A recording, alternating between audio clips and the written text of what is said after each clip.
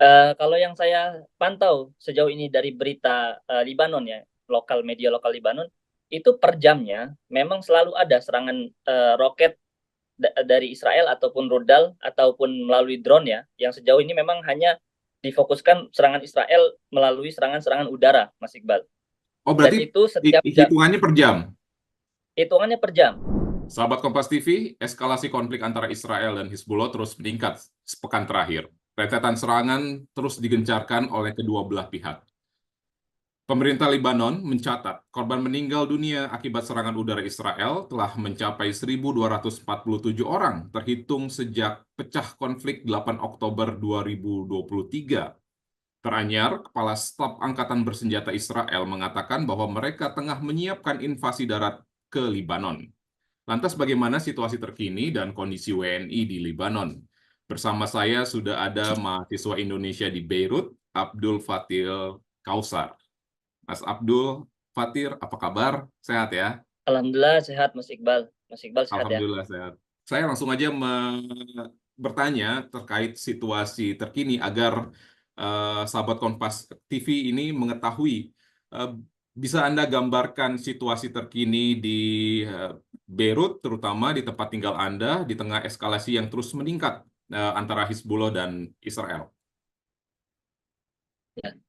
Baik, terima kasih Mas Iqbal. Yang pertama, sampai hari ini kondisi dan situasi di Libanon secara umumnya dan di Beirut secara khususnya memang semakin meningkat ya eskalasi antara Israel dan Libanon. Yang tadinya itu hanya Israel menyerang kawasan atau Libanon bagian selatan, sampai per hari ini bahkan dari 5 hari yang lalu pasukan tentara Israel sudah menyerang wilayah-wilayah tidak hanya di perbatasan selatan Libanon, akan Hmm. tetapi mulai meluas. Serangan Israel itu sudah mulai meluas ke daerah hampir dekat ke Beirut, bahkan di pinggiran kota Beirut yang disebut daerah Dahiyeh Al-Janubiyeh. Di situ sudah mencapai serangan Israel kira-kira mulai dari uh, seminggu lalu udah 2 serangan ya, udah 2 serangan diincarkan oleh tentara Israel ke Dahiyah Al-Janubiyah ini, kota Beirut, pinggiran kota Beirut sebelah selatan, yang berjarak kalau dari tempat saya kira-kira hanya sekitar 6 sampai 7 kilometer. 6 sampai 7 kilometer. Mohon maaf, saya potong terlebih dahulu. Mas Fatir, serangan udara yang menyasar tengah Libanon tersebut, yang Mas Fatir sebut tadi, itu terhitung sejak sepekan terakhir atau baru-baru ini? Ya, terhitung mulai semenjak hari Senin ya, kalau tidak salah dari sejak hari Senin serangan udara uh, Israel yang menyerang kota Dahiyeh dan kota-kota lainnya selain di selatan Libanon itu. Karena yang tadinya itu hanya menyerang di perbatasan antara Israel dan Libanon, selatan Libanon, Israel bagian utara di sana. Ya, akan tetapi semenjak hari Senin ya terpantau sampai hari ini itu sudah meluas ke kota-kota lainnya. Bukan hanya Hmm. di Libanon bagian selatan, akan tetapi di bagian timur Libanon juga sudah mulai Israel menyerangkan serangan-serangan udaranya seperti di kota Beka, seperti di kota Baalbek, kemudian di kota Zahle, kemudian bahkan per hari kemarin itu Libanon Utara yang memang itu terbilang sangat jauh dari kota Beirut ya, 60 sampai 70 kilometer dari kota Beirut, yang terbilang aman itu sudah mulai ada serangan-serangan dari tentara Zionis Israel ini, Mas Iqbal. Mas Fatir, bisa Anda gambarkan? Maksudnya, saya ingin bertanya, bagaimana intensitas serangan udara yang dilancarkan oleh militer Israel? Apakah dalam waktu sehari serangan tersebut hanya sekali atau beberapa kali atau bagaimana? Anda bisa dapat gambarkan hal-hal tersebut? Ya, kalau yang saya pantau sejauh ini dari berita Libanon ya, media lokal Libanon, itu per jamnya memang selalu ada serangan roket dari Israel ataupun rudal ataupun melalui drone ya, yang sejauh ini memang hanya difokuskan serangan Israel melalui serangan-serangan udara, Mas Iqbal. Oh, Dan berarti itu setiap jam, hitungannya per jam. hitungannya per jam. Per jam itu pasti ada saja wilayah atau titik salah satu titik di negara Libanon ini yang diserang oleh Israel seperti itu. Namun intensitasnya yang paling besar dan paling banyak itu ketika malam hari justru. Ketika malam hari, misalkan saja 2 hari yang lalu, ketika malam hari Israel menyerang daerah timur Libanon yang tadi saya sudah sebutkan BK namanya, itu sebanyak 50 serangan ya ke daerah BK. Kemudian di daerah selatan Libanon namanya daerah Jiyah dan daerah Saadiyat itu sekitar berjarak dari Beirut hanya 25 sampai 30 kilometer, itu 150 serangan hanya malam hari ya 2 hari yang lalu. Artinya setiap jam itu ada serangan yang diluncurkan oleh Israel ke Libanon. Namun yang paling besar intensitasnya itu di ketika malam hari, Mas Iqbal. Mas Fatir, ini kan eh, teranyar ada gelombang ledakan juga yang terjadi di Lebanon terkait dengan pager dan walkie-talkie di tanggal 17 dan 18 September.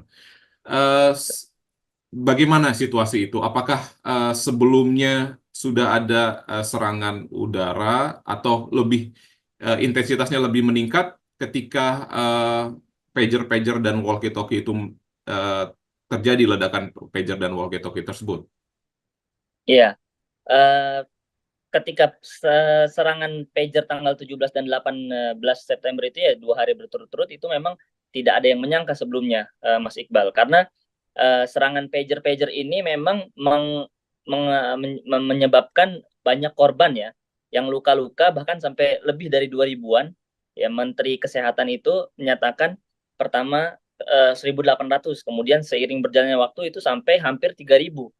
Ya, Menteri Kesehatan Libanon menyatakan hampir 3.000 uh, korban dari serangan pager itu. Yang mana ketika tanggal 17 itu memang tidak disangka-sangka. Tiba-tiba banyak pager-pager itu yang dimiliki oleh pasukan Hizbullah ya, khususnya karena mereka memang Hizbullah ini dari awal sejak berpuluh-puluh tahun ini memang pemimpin Hizbullah Hasan Nasrullah itu melarang tentara-tentara milisi Hizbullah ini untuk memiliki HP gitu. Karena Hmm. memang eh, bahaya yang pernah dialami oleh Hizbullah waktu itu, salah satu pemimpin tinggi Hizbullah eh, terkena serangan oleh Israel melalui HP. Nah, maka dari itu tentara milisi Hizbullah ini mereka lebih banyak menggunakan pager dan walkie-talkie. Namun tidak disangka-sangka ternyata pager ini justru dan walkie-talkie ini menjadi serangan juga bagi milisi Hizbullah yang tidak mereka sangka-sangka. Sehingga ketika itu langsung ribuan korban dilarikan ke rumah sakit yang ada di Libanon. Yakni sampai sekarang mungkin di 50 rumah sakit kurang lebih yang tersebar di Libanon. Nah, setelah adanya ledakan pager itu, ternyata ketika hari Seninnya, kalau nggak salah tanggal 21 Senin itu ya, 21 Mm-mm. September, langsung ada serangan ke salah satu pemimpin komander Hizbullah yang bernama Ibrahim Aqil tanggal 21 September di pinggiran kota Beirut itu yang disebut Dahya al-Janubiyah, dan memakan korban juga dalam serangan udara Israel itu sekitar 6 orang yang meninggal dan 15 orang luka-luka. Situasi Dan saat setelah itu, itu, Kak, mohon maaf saya potong.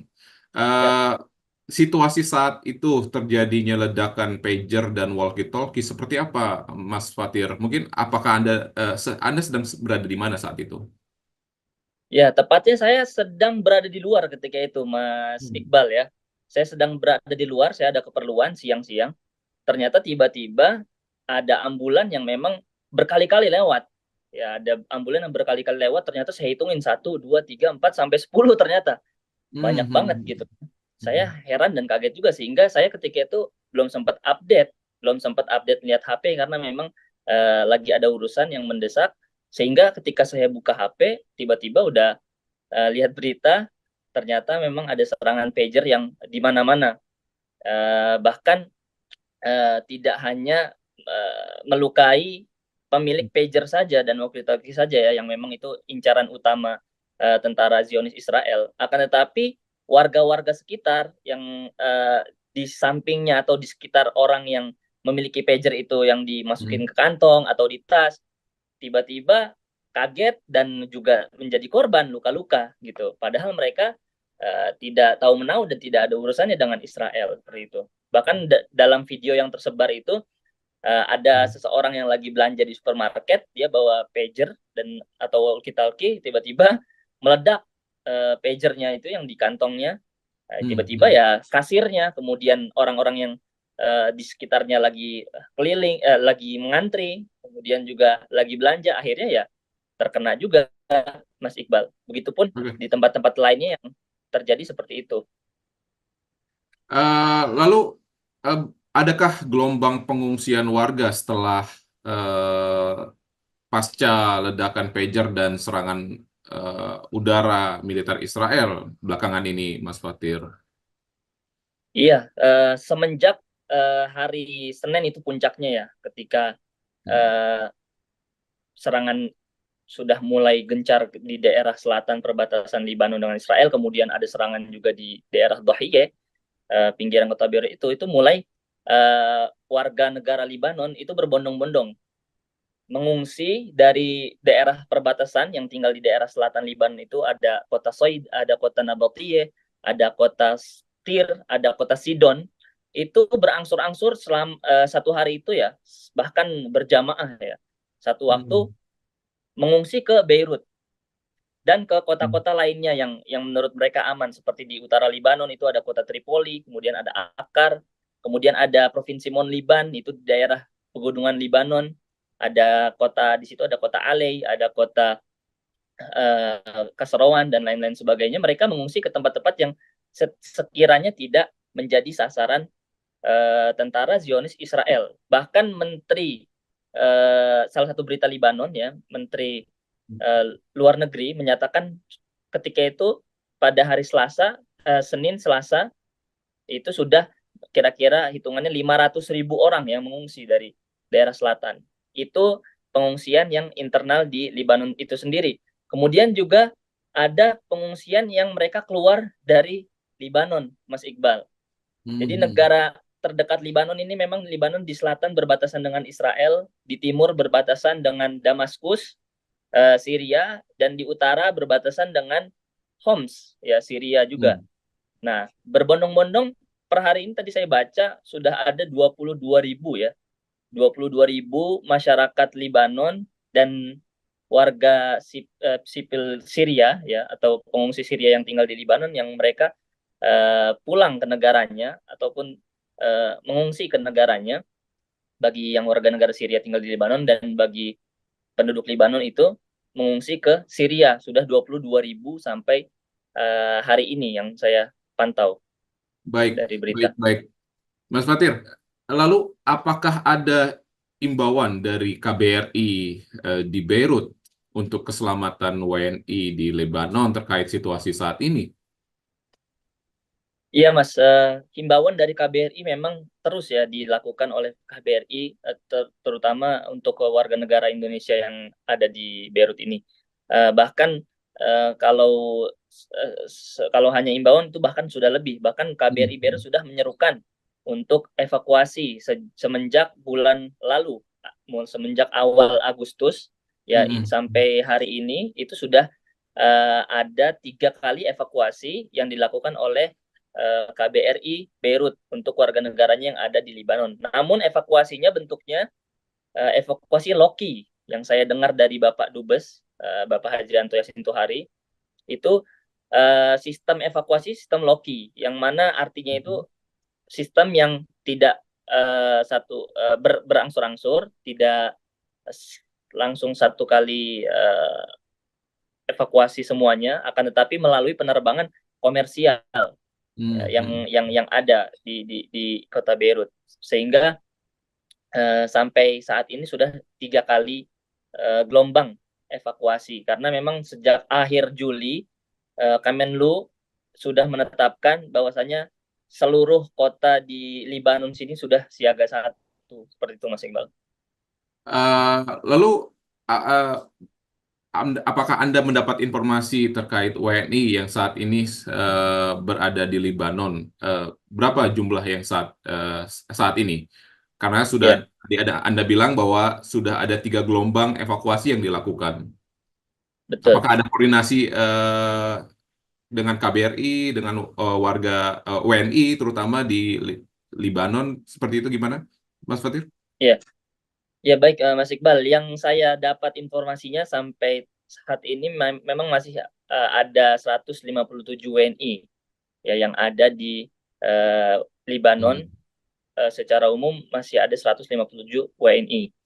Yang mana memang ada dari mereka yang bekerja sebagai profesional, kemudian juga ada yang sebagai mahasiswa, dan memang belum semuanya sampai saat ini belum semua WNI memutuskan untuk evakuasi, Hmm. terutama mahasiswa yang di sini masih kurang lebih ada sekitar 70 mahasiswa yang masih menyelesaikan Hmm. studinya.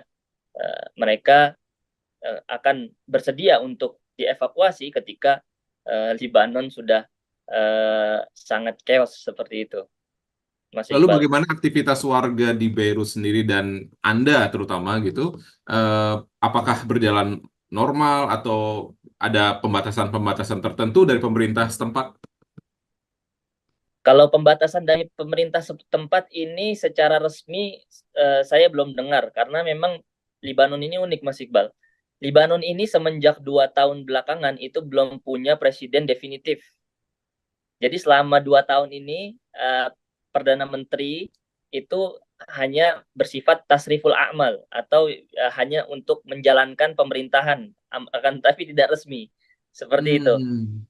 Hmm. Sehingga Hmm. keputusan pemerintah untuk warganya itu tidak bersifat resmi, dan juga mereka melihat ini mungkin ya uh, perang yang terjadi antara Israel dan Hizbullah ini uh, tidak ada sangkut pautnya dengan pemerintah, karena memang Hmm. uh, yang diincar oleh Israel ini memang Hizbullah gitu, walaupun memang ada yang terkorbankan dari sipil yang non Hizbullah atau non milisi tentara Hizbullah, seperti itu Mas Iqbal.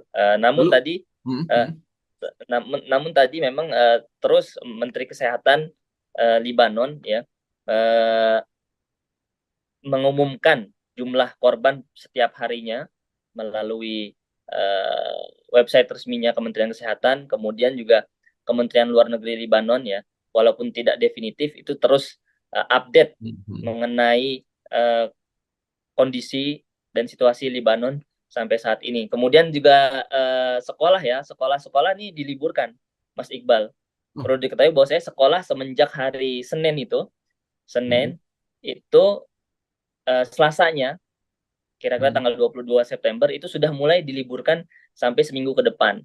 Jadi Kementerian Pendidikan dan Hmm. Kebudayaan Libanon eh, meliburkan sekolah-sekolah selama seminggu karena memang sekolah-sekolah tadi ini dipakai untuk warga Libanon yang mengungsi dari selatan ke daerah Beirut. Jadi sekolah-sekolah ini dipakai untuk tempat mengungsi warga-warga Lebanon yang dari selatan tersebut, Mas Fatir. Betul, betul Mas Iqbal. Jadi sekolah-sekolah yang ada di Beirut ini, tapi sekolah-sekolah tertentu ya, seperti sekolah-sekolah saya ini, kampus saya ini tidak dipakai untuk mengungsi. Hanya ada sebagian sekolah ya lumayan banyak itu dipakai untuk tempat mengungsi warga negara Libanon yang tinggal di selatan. Eh, Menyambung yang tadi Mas Fatir terkait pemerintah Libanon. Lalu bagaimana pemerintah Libanon merespon kondisi saat ini untuk memastikan warga Libanon, terutama warga negara asing, WNI juga termasuk, eh, atas keselamatan di sana? Seperti apa koordinasinya? Yang apakah Anda mendapatkan informasi tersebut? Iya, kalau yang saya baca dari berita, mereka hanya memberikan saran ya mungkin atau himbauan ya, Hmm. agar tidak mendekati titik-titik yang disinyalir menjadi target milisi Hizbullah gitu. Namun kondisinya tidak semudah itu karena yang tadinya kita ngira tentara Israel ini hanya menyerang, walaupun memang yang lebih banyak itu daerah-daerah yang memang itu tempat persembunyian Hizbullah ataupun tempat gudang persenjataan milisi Hizbullah, akan tetapi tetap saja kita sebagai sipil, sebagai WNI yang tinggal di sini nggak bisa memastikan juga bahwasanya serangan-serangan itu hanya ditargetkan kepada gudang-gudang atau markas-markas tentara Hizbullah, karena yang kita lihat realitanya selama beberapa hari ini, rumah-rumah sipil juga terkena dampaknya seperti itu, Mas Iqbal. Lalu bagaimana? Apakah Anda sudah mendapatkan informasi terkait evakuasi yang dari KBRI dan pemerintah kita untuk gelombang selanjutnya, Mas Fatir? Iya, untuk gelombang selanjutnya ini mungkin gelombang 4 ya. Kita sudah mendengar desas-desusnya akan ada evakuasi lanjutan gelombang keempat, akan tetapi tanggalnya masih belum ditentukan oleh pihak KBRI, Mas Iqbal. Sebab penerbangan sampai saat ini itu masih sepertinya ya masih ditutup, karena yang saya baca dari website Kementerian Perhubungan Libanon, bahwasannya yang berfungsi maskapai yang berfungsi sampai saat ini hanya maskapai Middle East Airlines. Sisanya seperti Qatar Airways, kemudian Saudi Airlines, kemudian Emirates, dan lain sebagainya itu melakukan stop penerbangan hingga saat ini. Baik, terakhir Mas Fatir, per hari ini, apakah di daerah Anda, terutama di Beirut, adakah serangan dari militer Israel, serangan udara dari militer Israel? Ya. Yang saya dengar sampai hari ini, kalau hari ini nggak ada ya, belum ada, Mas Iqbal. Akan tetapi hari kemarin itu baru ada serangan lagi di daerah tadi pinggiran kota Beirut, Dohiyeh Al-Janubiyeh, yang menewaskan salah satu petinggi dari Hizbullah ya, petinggi Hizbullah yang mereka klaim namanya itu Muhammad Surur, salah satu petinggi dari Hizbullah itu melalui media Israel sudah berhasil ditargetkan melalui serangan udara Israel kemarin di Dohiyeh Janubiyeh. Akan tetapi daerah saya tinggal, alhamdulillah secara umum masih tergolong aman. Kemudian logistik, kemudian bahan-bahan makanan juga masih tergolong aman di daerah tempat saya tinggal, Mas Iqbal. Oke, baik Mas Fatir. Kami selalu mendoakan bagi saudara-saudara kami, WNI terutama di Lebanon yang masih tinggal sekitar 157, betul ya, 157 ya Mas Fatir ya. Mudah-mudahan selamat, dan jika ada gelombang evakuasi, mudah-mudahan semuanya dapat dievakuasi oleh pemerintah kita. Terima kasih atas informasinya Mas Fatir. Sampai jumpa di lain waktu. Sampai jumpa. Terima kasih, Mas Iqbal. Di antara banyak sumber informasi, kami layak dipercaya. Karena kami menggali lebih dalam, berpihak pada kebenaran, berpegang pada data dan fakta, agar layak Anda jadikan referensi. Kompas TV, independen, terpercaya.